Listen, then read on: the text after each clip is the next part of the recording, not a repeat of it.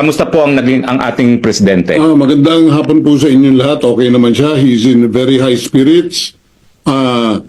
Ano lang siya, naiisip niya mga sumusuporta sa kanya.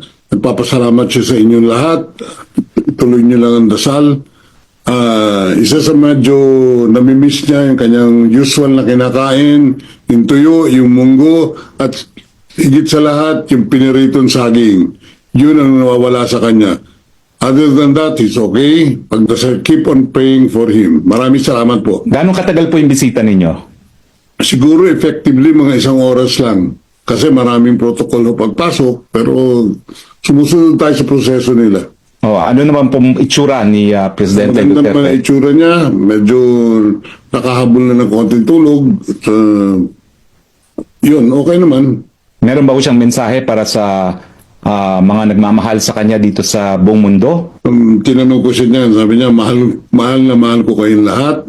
At maraming salamat sa lahat ng suporta na binibigay niyo sa akin at sa aking pamilya.